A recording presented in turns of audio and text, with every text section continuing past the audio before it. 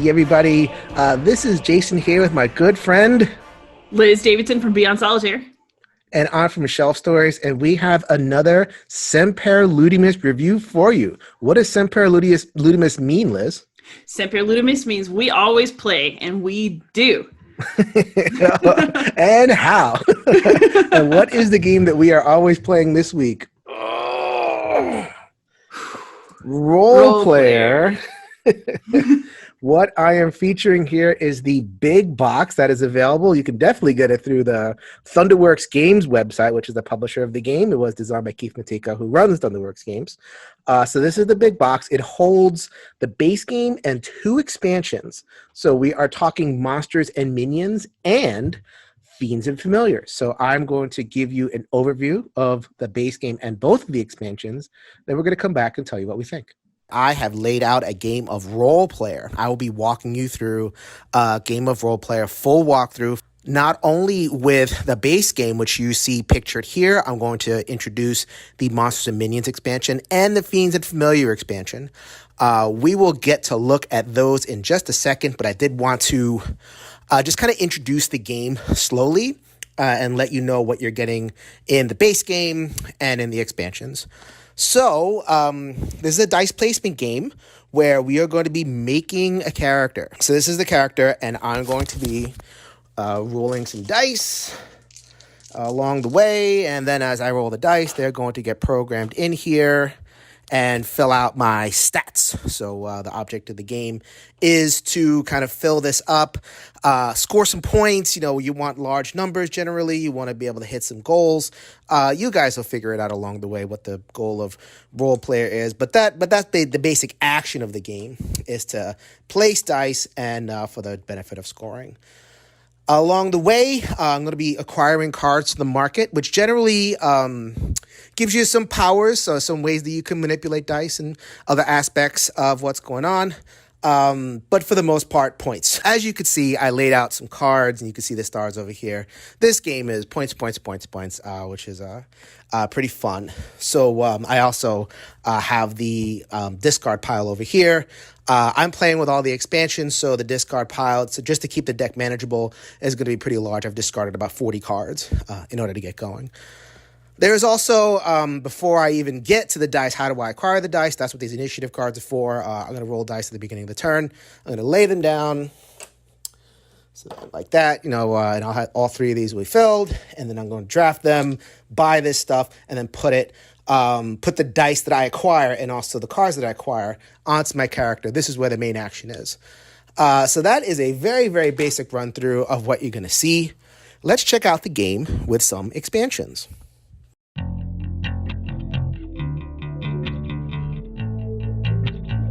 All right, I have added a monster area. Okay, so this is another area. I'm going to be able to interact with this throughout the game. What it basically is, so in regular role play, you weren't rolling for anything. You're just kind of like completing your character, scoring points. In this game, you're trying to beat this bad boy. I have him set up. He's the Leviathan. You even don't necessarily have to beat him. I mean, you have to get points. I could theoretically just play the whole game, acquire a whole bunch of points, and say, all right, have fun conquering the land, Leviathan.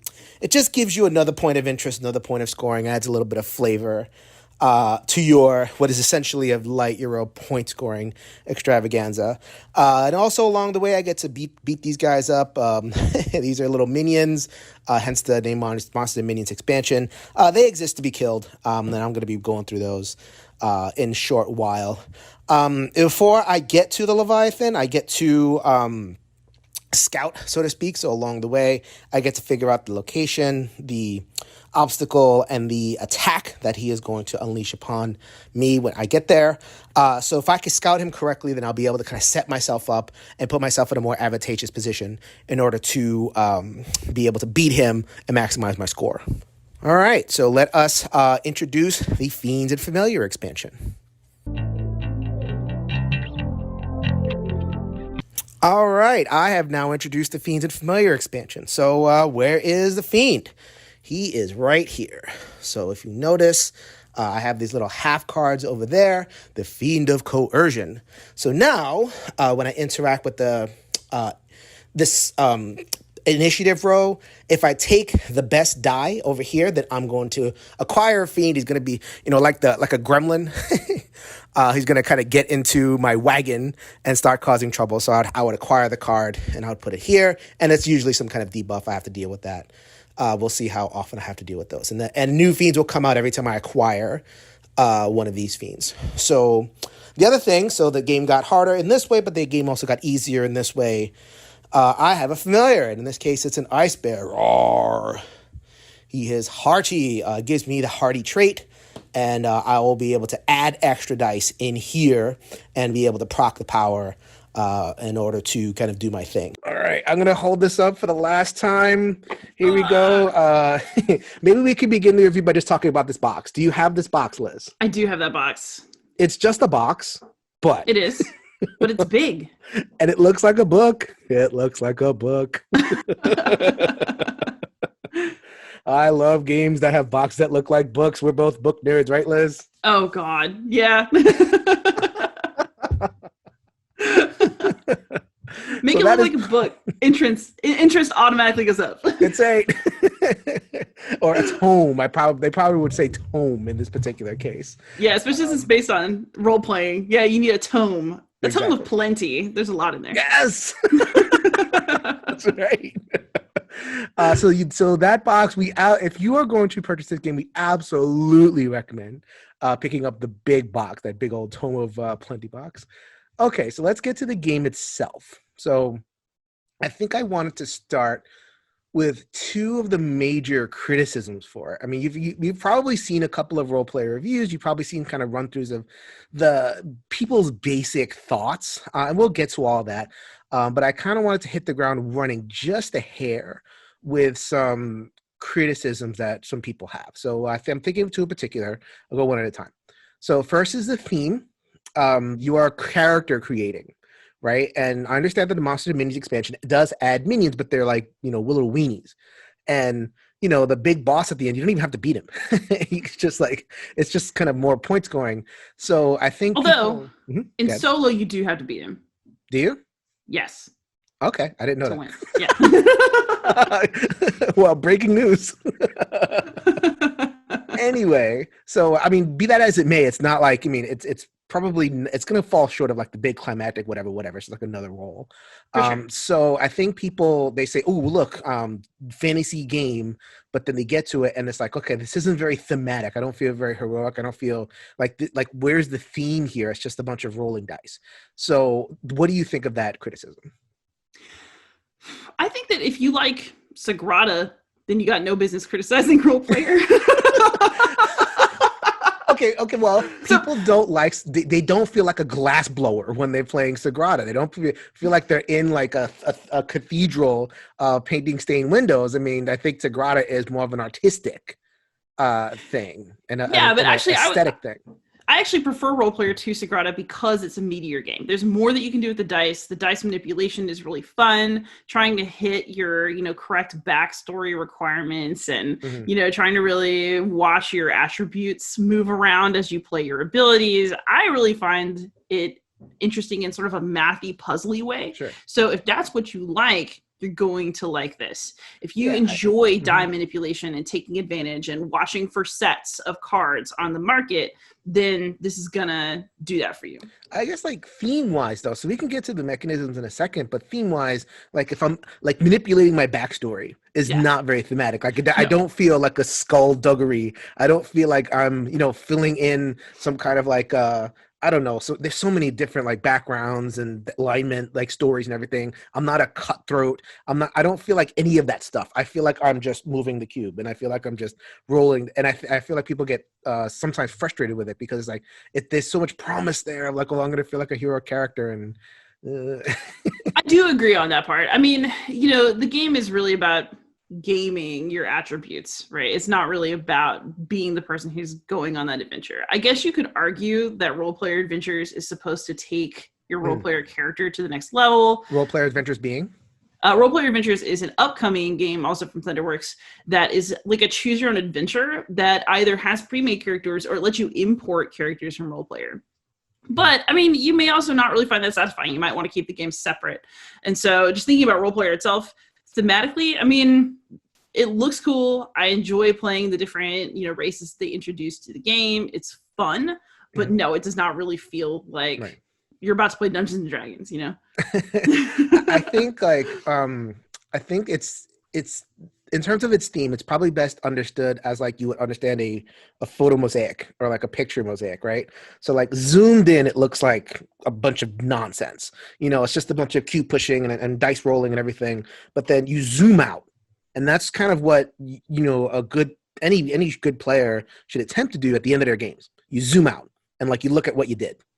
Right. And then so like all the little bits just like came together. And now once the game is over, you can tell your story. And you can kind of get into it. It's like, oh yeah, well, that makes sense. That person did this and I fell short here and I did da. And so like, like a mosaic, like it looks not so great and that up close, but then you zoom out, it's like, oh, there's the Mona Lisa. And I'm not saying role play is the Mona Lisa. But to kind of understand the theme that way, like you're not going to get a thematic experience in the game, but there's enough to grist for the mill, kind of like, just like a second level beyond the game that I think to answer that particular criticism is pretty, that's where you're going to go. I mean, I think what it comes down to is the joy of the game is in doing the die manipulation and trying to hit the dice goals. And if you don't like that, then. Right. Yeah. And so we can get to that. We can get to the dice manipulation part. So you said before, it is probably a step up gamer crunch wise from a Sagrada or from just like a general dice game. Like we've played a lot of these dice games. We've played Hostage Negotiator. We played One Deck Dungeon. We've played, all these kind of like dicey, solo friendly or whatever. Like, so this one has a little bit more like gamer buttons to push. Yeah. But I guess a criticism would be, is there enough? Like, I mean, over multiple plays, are you kind of doing the same things over and over again over multiple plays? Like, you have to hit your attribute goals every single time. And you have to, like, you're going to use the same 6 powers 3 times every single time. So do you feel like it's holds up over multiple plays, the little strategy and tactics part? That's an interesting question because I think it depends on whether you're playing the base game or whether you're adding expansions. Okay. I would also say that, so the base game is the most at risk of getting samey. Yes. I definitely have to kind of let it cool off between play sessions, but I'll go through phases where I play Role Player a lot because even if it is kind of the same, it's a satisfying kind of same, if that makes sense. So you'll go through phases. The core action is cool. Like, we do thousands of Sudoku puzzles. We don't say, oh, Sudoku is getting boring. It's like, it's always fun. Like, it's always cool. And the role player can be there. It's not as good as Sudoku, at least but you like the core action is what you're saying. Yeah, I do. And I also think that if you're going to introduce the game to somebody new, having the option of the base game is great because it's one of my favorite games to show to people who are new-ish to gaming, but they're not totally brand new, if that makes sense. Like a next step, role players, like a next step beyond a gateway. Yeah, it's just a nice, easy game night hit that, most people are going to like. And, right now that doesn't matter that much, but,